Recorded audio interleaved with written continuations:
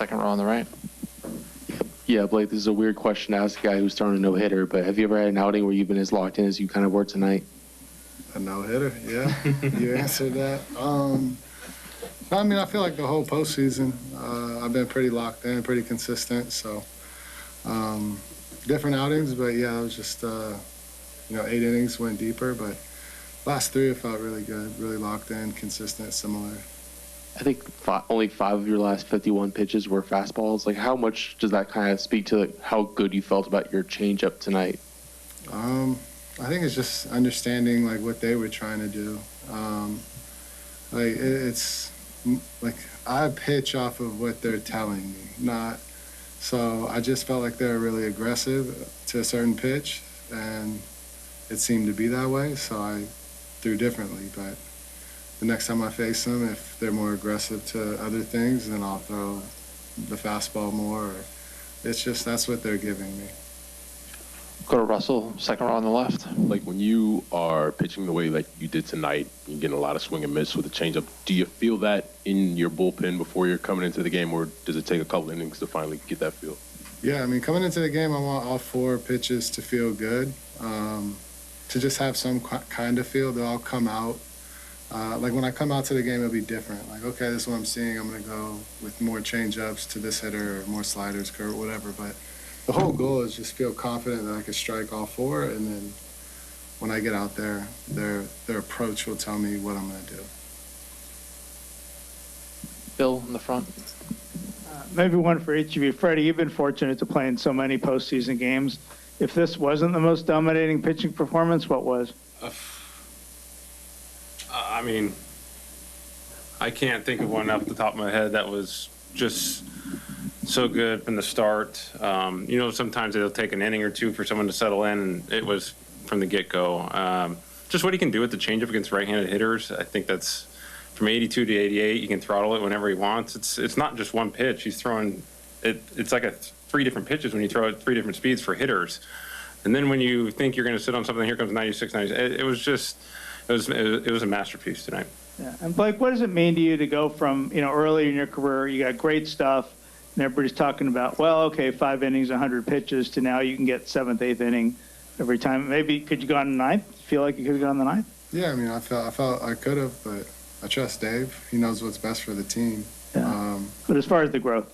Yeah, and then one more, I've always been a pitcher that could locate. I've just been labeled a wild pitcher, but I've never felt that's ever been true.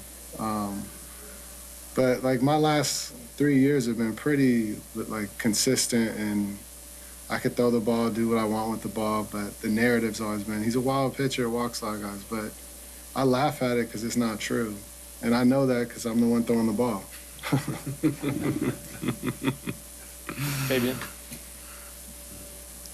Yeah, Blake, before the game, Andrew was kind of talking about the conversations you were having early on in free agency about what it meant to be in October and how that was kind of what was driving you at this point in your career. Like, how much do you kind of remember about those talks with Andrew early on this offseason, and what did you kind of express to him at that time? Yeah, no, it was clear as day. I remember saying Freddie, Mookie, Shohei in that lineup, I can't wait to pitch.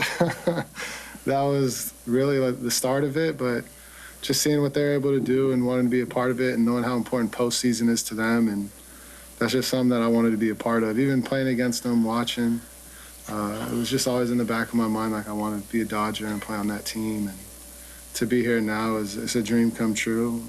I couldn't wish for anything more, and I'm just going to do the best I can to help us win a World Series. Russell.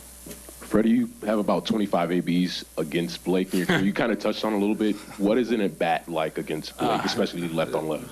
I think I talk about gray hair a lot. That's where some of them come. When you face guys like him and Jacob deGrom and those kind of pitchers, when the minute you wake up, it's going to be a battle that night. And when you face a power pitcher that can locate 3+ pitches, it's going to be tough. And that's the thing. It's just like you mentioned earlier. It's how he pitched tonight is not probably going to how he pitches the next time, and so it's hard to scout. It's hard to feel good against someone. You might have success in one game, and it'll be completely thrown out the door, and you're going to strike out 3 times. And I've done it, and it's just he knows what he's doing on the mound. I am so happy that we are sitting next to each other now and doing press conferences together and not having to be apart and walking by each other and talking about how he beat us again, because he did it a lot. And he's amazing. There's a reason he's a 2-time Cy Young Award winner. He's on the biggest stage now, and he's just doing what he's always done. Anthony, second round, then back to Bill.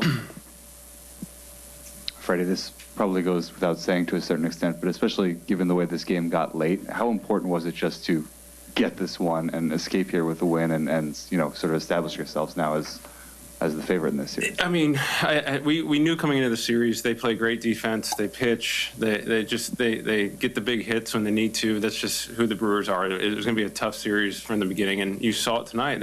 Every ball we seemed to hit, they caught it, and they pitched great. And we knew from the get-go it was going to be a battle. And when you get one for Blake, you're feeling good, but you always want to get more. We had some opportunities, we didn't get it, but that run in the top of the ninth was huge. Obviously, 20/20 hindsight, but. Getting on the road in an environment and taking the first one, it's huge. You can't understate that at all. Just kind of how we did it in Philly, and to get the first one and you turn it over to Yoshi tomorrow. We obviously feeling pretty good, so hopefully we can score some more runs tomorrow. Bill. And Blake, just to follow up on how excited you were to be on a team that gets to the postseason, a lot of guys will say players really make their marks of greatness in the postseason. Do you subscribe to that? Yeah. And why? Well, yeah, I mean, it's just, it's every situation's a pressure situation. The deeper you go into the postseason, the more that doubt will creep in, or, he was good against this team, but not this. Like, there's always going to be someone to say, oh, there's always a way to find a flaw in something, and it'll be said. So, postseason, if you dominate and you do great, no one can say anything. And that's probably the best feeling, is you get to prove yourself right, or you get to go out there and you fail, but at least you get to learn and grow and see, who you are and how do you get better from it. Let's go up to the fifth row on the left side.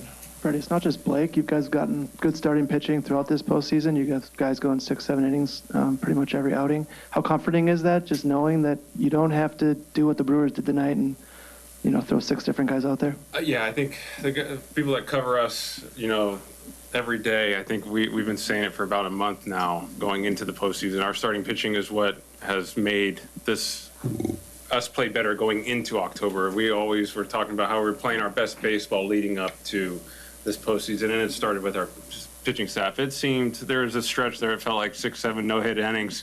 Every single guy was doing that.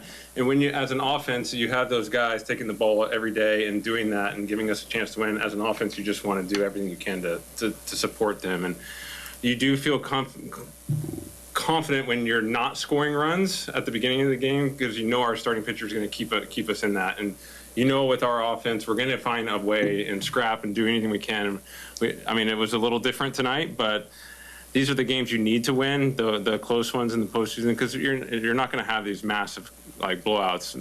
Usually, you'll find one here and there, but you got to win these close games. And our starting pitching for the last, I would say, you guys would know more, 7-8 weeks has been. I don't know if you can write enough words in your stories about our starting pitching. It really has been amazing, and they seem to feed off each other. And as an offense, we're just trying to do everything we can to support them. Let's go up by the cameras on the left side. Hey, Freddie, so Pat Murphy joked about the fact that you've been a Brewer killer for a while. He wishes you would oversleep tomorrow. I know that there's not much stock that you can take in who you play or where you play, because, it's not fully just about the ballpark, or it's usually just the moment and it changes. But what is it about, whether it be playing here or playing that team, that gets you up maybe a little more? Yeah, obviously I've played a long time and faced these guys a lot, and there is no rhyme or reason to it. It could literally be I just feel good about my swing during the course of the regular season and those 3 to 4 days that we play the Brewers. And sometimes as a hitter, when you feel good, it doesn't really matter who you're facing. And then sometimes when you're feeling bad, it doesn't matter who's on the mound. You got no chance. And I don't know what it is, or I'm not going to try and find a reason for it, but I like environments where it's not 25 degrees outside and your hands are cold, and I always seem to like enclosed stadiums. But I can't give you a reason, but Murph and I are very close, and I don't think I'm going to oversleep tomorrow. We'll finish up with Fabian second row. Yeah, Blake, you told TV that you kind of like noticed that some of the Brewers lean certain ways and stuff like that when they're on the base pass against you. What did you see specifically on the play where you guys picked off Durbin? I can't tell you. I saw enough that I need to pick. Yeah. All right. Thank you, Appreciate you guys. You can't give that away. You know that.